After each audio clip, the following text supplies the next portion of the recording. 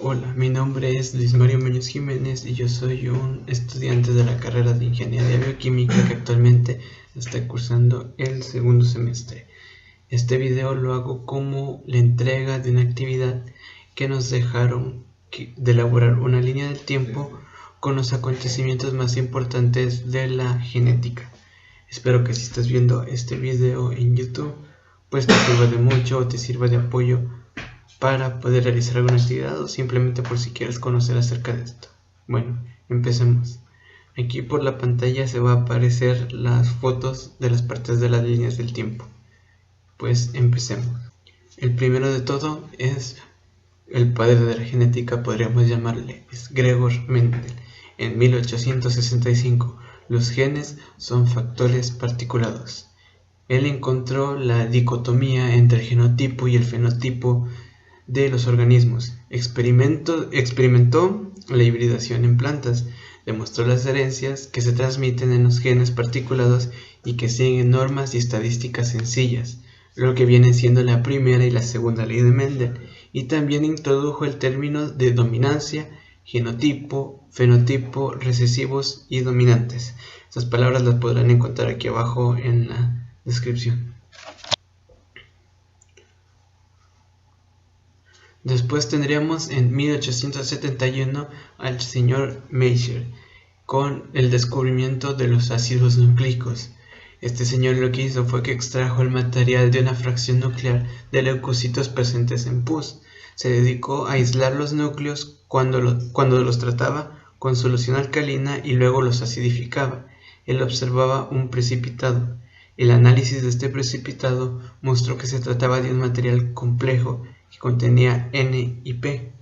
Como el material estaba asociado al núcleo, lo llamó nucleína.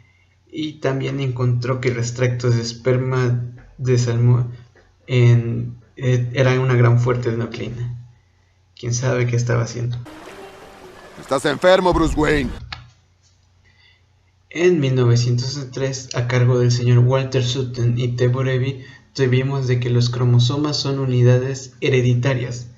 Walter Sutton y Theodore Boveri determinaron que los cromosomas contenían los genes. Sutton trabajó con los saltamontes y Boveri con los erizos de mar. En una colecta de saltamontes observó que uno era más grande que los demás. En corte histológico observó que las células del tejido eran muy grandes.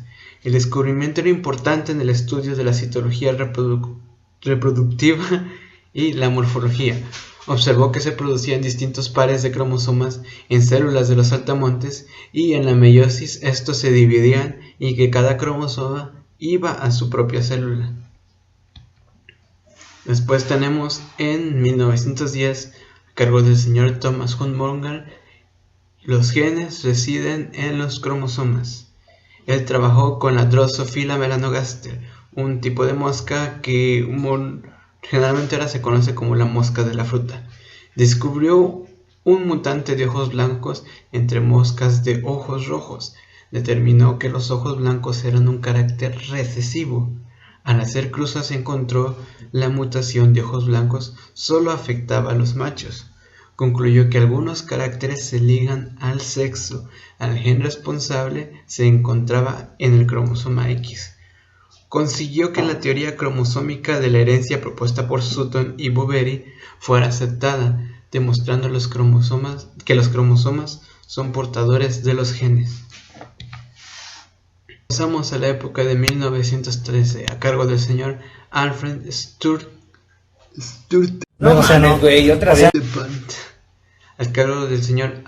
Sturtevant. Los cromosomas son secuencias lineales de genes. Construyó el primer mapa genético de un cromosoma basado en frecuencias de recombinación. Analizó estadísticamente el número de recombinantes obtenidos en una progenie, realizando el porcentaje de estos con la distancia existente entre marcadores. De ahí nos pasamos a los años 1927, a cargo del señor Hermann Joseph Müller. Las mutaciones son cambios físicos en los genes. Demostró que pueden producirse una alta frecuencia de mutaciones tratando a las células con rayos X. Las mutaciones aparecen de forma espontánea, pero su frecuencia es mucho más baja. Llevó a cabo 2 experimentos con varias dosis de rayos X. Cuantificó la relación entre la radiación y las mutaciones letales y publicó su artículo El problema de la modificación genética. Trataré de dejarles algún enlace a ese artículo por aquí abajo. Nos saltamos a la época de 1931. La recombinación ocurre por entrecruzamiento, a cargo de Barbara McClintock y Harriet Creighton. Ellas demostraron la formación de nuevas combinaciones de genes estaba relacionado con el intercambio físico de fragmentos de cromosomas. Usaron una capa de maíz heterocigoto para 2 genes en el cromosoma 9. Los homólogos podrían ser distinguidos citológicamente debido al uso de marcadores citológicos. Cuando las 2 clases de recombinantes genéticos se analizaron en la progenie, los marcadores citológicos se recombinaron. En 1944, el DNA es el material genético, a cargo de Oswald Avery. Aquí vamos a hacer un paréntesis. Si bien Oswald Avery es un poco más el que influyó en todo esto, él lo hizo a cargo de un equipo que fue Colin McLeod y McLean McCarthy. Usaron a Diplococcus pneumoniae. Les voy a poner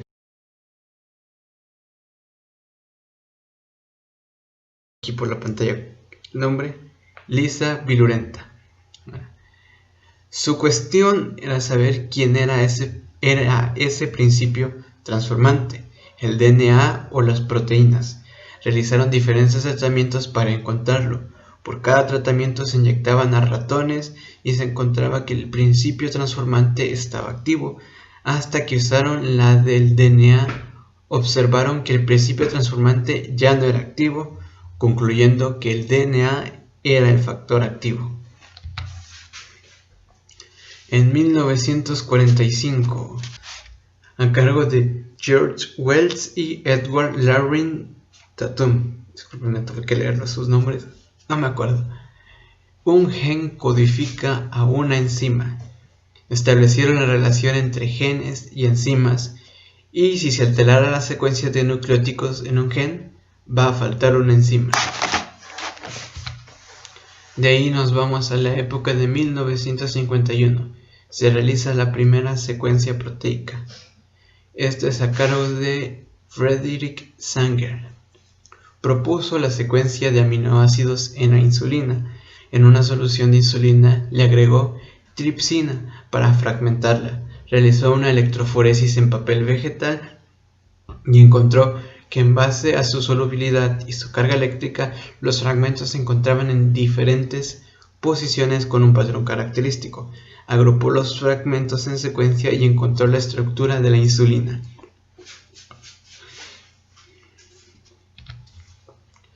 De ahí pasamos a 1953. El DNA es una hélice dúplex, o lo que yo llamo la chapulineada de las cuestiones del ADN.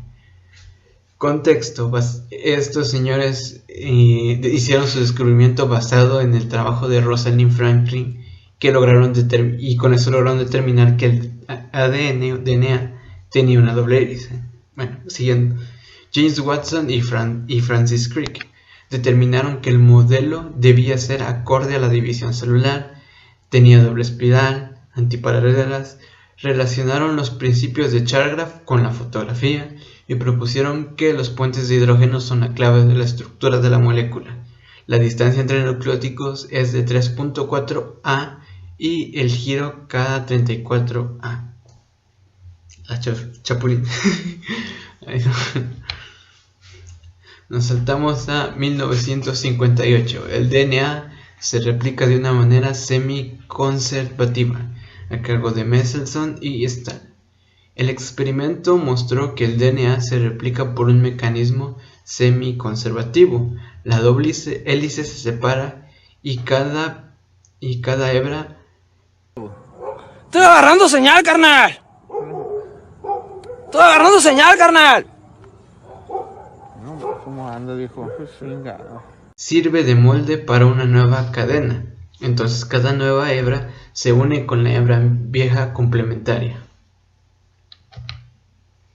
Vayamos a 1961. El código genético está determinado por tripletes, a cargo del George Gamow. Aquí voy a hacer otro paréntesis, pues si bien George Gamow fue quien propuso primero este planteamiento, fueron otros dos científicos quienes realmente fueron los que descubrieron al final, los que comprobaron esto. George Gamow propuso que el código de los codones debía de ser de 3 bases, y Marshall y Heinrich descubrieron la primera concordancia codón -A hasta completar 54 codones usando combinaciones de ARN, las cuales se pasaban por un filtro con ribosomas. De ahí nos vamos a 1977 y acercándonos un poco a épocas actuales. Los genes de eucariontes están interrumpidos, a cargo de Philip Allen Sharp y Richard J. Roberts. Philip Allen Sharp y Richard J. Roberts, ambos investigadores, lograron descubrir por separado los intrones. Los intrones son comunes en pre-mRNA en eucariotas, pero en procariotas solo se encuentran en tRNA y rRNA. Mediante el splicing, los intrones son eliminados dejando solo los exones que son DNA codificantes. El control del splicing está regulado por una amplia variedad de señales moleculares. 1977. De igual manera, en este año se publicaron 2 protocolos. Uno de ellos fue el de Maxam-Gilbert. Y es por eso que en esta época se hace posible la secuenciación del ADN al cargo de Alan Maxam. Primero se marcaba con fósforo radioactivo, luego los fragmentos marcados se separan por tamaño por electroforesis en gel, y con una audiografía puede leerse la secuencia. Esto determinaron secuenciación química. Y vámonos hasta las épocas de 1995. Se secuencia el genoma de una bacteria a cargo de J. Craig Venter. Se determinó la secuencia del genoma de...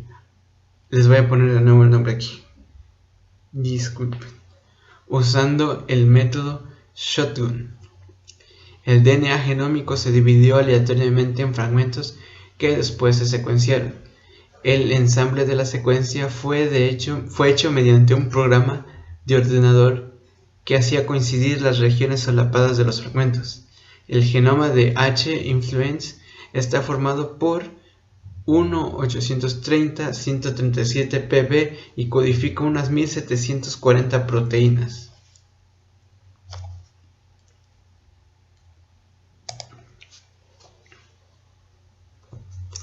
Y el último punto que tenemos aquí.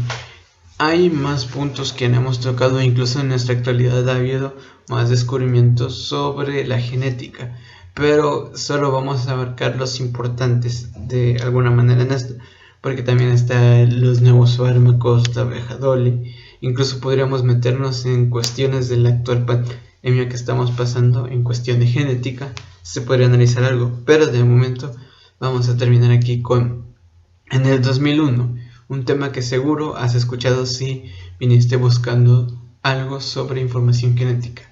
Es la secuencia del genoma humano, a cargo de James D. Watson.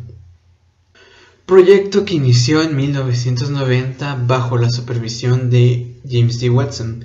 El genoma humano está compuesto por aproximadamente entre 25.000 y 30.000 genes distintos. Tiene como objetivos la secuenciación para averiguar la posición de los nucleótidos del genoma y el mapeo genético para localizar los genes en cada uno de los 23 pares de cromosomas. Como datos obtuvo que se han encontrado 223 genes humanos similares a los genes bacterianos y solo un 5% del genoma codifica proteínas. El 25% del genoma humano está casi desierto, existiendo largos espacios libres entre un gen y otro. Y bueno, pues hasta aquí vamos a dejar este video. De paso, un saludo a la Ingesaidi, que fue la que nos dejó este interesante proyecto. Y si les interesa saber o que vaya subiendo unos datos más sobre la genética o algún otro estudio, o incluso centrarnos en alguna parte de esta línea, pues puedes dejármelo aquí abajo en los comentarios y trataré de traerlo en un próximo video. Bueno, nos vemos. Espero que te haya servido. Y recuerden, chicos, nunca dejen sus tareas para el último.